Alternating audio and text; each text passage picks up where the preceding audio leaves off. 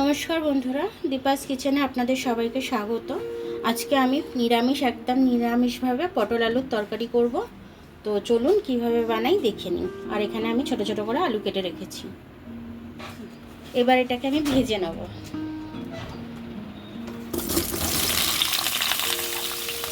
ভাজতে গেলে একটু হলুদ দিচ্ছি আমি, কালারটা ভালো আসবে। 1 চামচ মতো নুন দিয়ে দিলাম। এটা লাল করে ভেজে নেব। দেখুন বন্ধুরা, আমার পটলগুলো কিন্তু একটু লাল লাল করে ভাজা হয়ে গেছে, একটু ভালোই ভাজা হয়ে গেছে। এবার আমি তুলে নিচ্ছি পটলটা। দুটো তেজপাতা ফোড়ন দিয়ে দিলাম, একটু জিরে ফোড়ন দিয়ে দিচ্ছি, 3টে এলাচ আমি মুখটা ফাটিয়ে দিয়ে দিলাম, দারচিনির টুকরো দিয়ে দিলাম। সুন্দর গন্ধ আসা অবধি আমি এটাকে ভেজে নেব। তো আমার এটা সুন্দর গন্ধ ছাড়ছে, তেজপাতাগুলো লাল লাল হয়ে গেছে। এবার আমি আলুটা দিয়ে দেবো।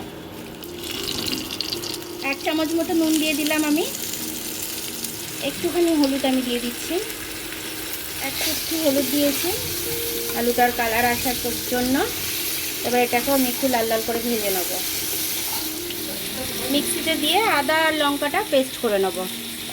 লাল লাল হয়ে গেছে আলুটা। এবার মশলাটা দিয়ে দিচ্ছি আমি পেস্টে, আদা আর লঙ্কাটা, ধনে গুঁড়ো, জিরাটা দিয়ে দিচ্ছি আমি 2 চামচের মতো জিরাটা দিয়ে দেবো। লাল লঙ্কার গুঁড়ো দিয়ে দেবো, আর একটু কাশ্মীরি লাল লঙ্কা দিয়ে দেবো।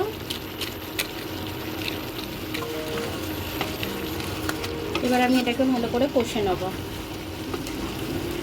তো টমেটো আমি পেস্ট করে নেব।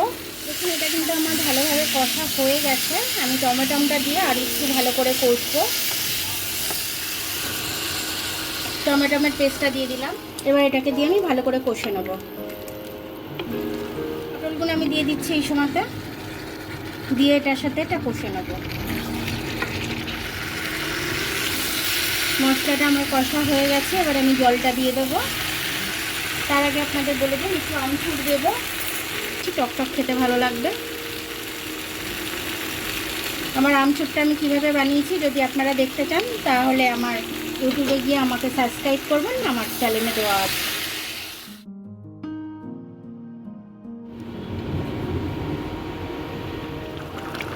ঢাকনাটা খুলে নিলাম। তরকারিটা খুব সুন্দর গন্ধ বেরোচ্ছে। একটু স্বাদ অনুযায়ী একটু মিষ্টি দিয়ে দিই, নিরামিষ তরকারি তো, নিরামিষ তরকারিতে একটু মিষ্টি দিতে হয়। 1 চামচ ঘি দিয়ে দিচ্ছি আমি। ভালো করে এটাকে আমি মিশিয়ে নেবো সব কিছুর সাথে। এরকমভাবে আপনারা বানাবেন, তরকারিটা খুব সুন্দর হবে নিরামিষ দিনে। আমার আলু পটলের তরকারিটা হয়ে গেছে। এটা আপনারা সব কিছুর সাথে খেতে পারবেন। আলু পটলের তরকারি অনেকে খেতে চায় না, কিন্তু এইভাবে করলে পরে আঙুল চেটে খেয়ে নেবে, এবং রুটি, পরোটা, ভাত সব কিছুর সাথে এটা চলবে। তো এরকমভাবে আপনারা বানিয়ে নেবেন, বানিয়ে নিলে সবাই খাবে। তো আমার ভিডিওটা যদি আপনাদের পছন্দ হয় তাহলে লাইক, সাবস্ক্রাইব, বেল আইকনটা একটু টিপে দেবেন। আর যদি ফেসবুক থেকে দেখেন তাহলে লাইক আর ফলোটা একটু করে দেবেন। আবার কাল দেখা হবে নতুন রেসিপির সাথে। ততক্ষণ আপনারা ভালো থাকুন, আমি আসছি।